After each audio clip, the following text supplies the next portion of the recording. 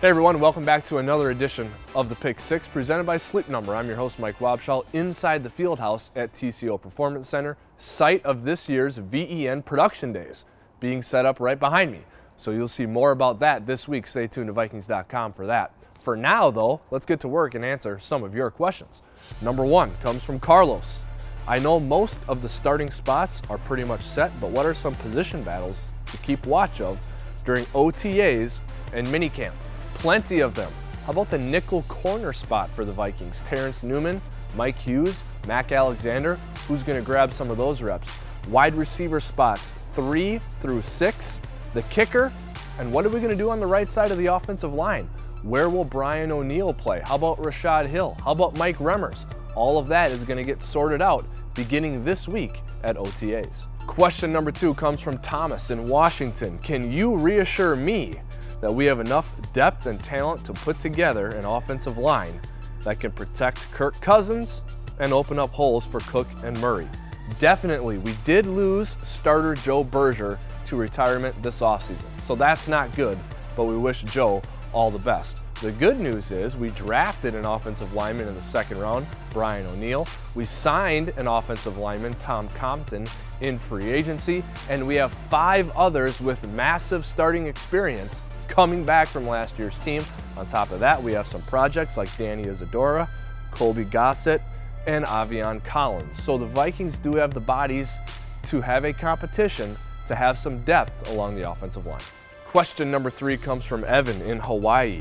PFF just ranked us number 1 in the league for our receiving group. The Vikings have put a lot of focus in free agency on acquiring quality receivers. Are we looking at a new 3 deep like we had in 1998? Well, let's take it easy on that. That group set the NFL scoring record, which has since been surpassed. But at the time, in 1998, the Vikings offense was the highest scoring offense in history. Plus, 2 of those 3 receivers, Moss and Carter, went to the Hall of Fame. So that was certainly a unique group. Can Diggs, Thielen, and company do that? It would be fun to watch. Let's let them practice with Kirk Cousins before we put those lofty expectations in place. Our next question comes from Carter. Will Treadwell's role be increased this year in the offense? And who do you think will be the number 3 corner? Well, Treadwell's going to get plenty of opportunity. He's a hard worker and he practices well. The question is, will John DeFilippo put him in the game, and will Kirk Cousins throw him the ball?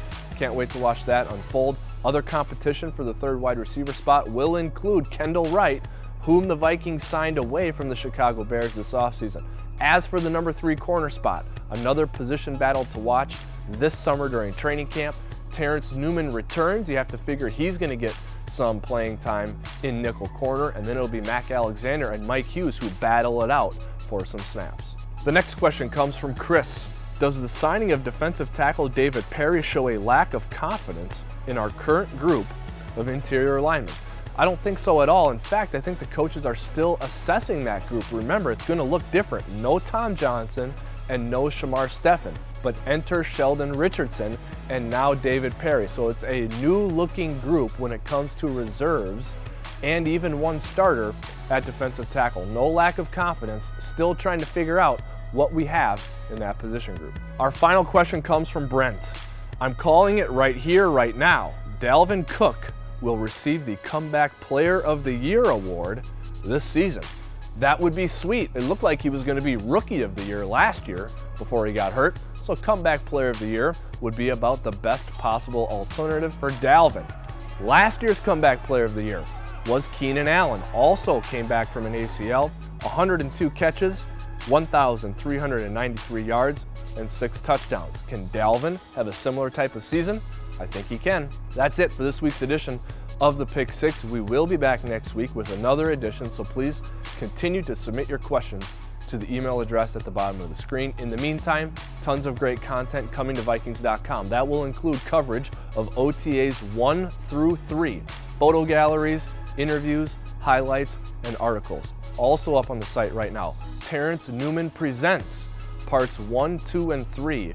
You can hear from Terrence Newman as he gives you an in-depth look at the 2017 season. Parts 1, 2, and 3 are up right now, and part 4 is coming soon.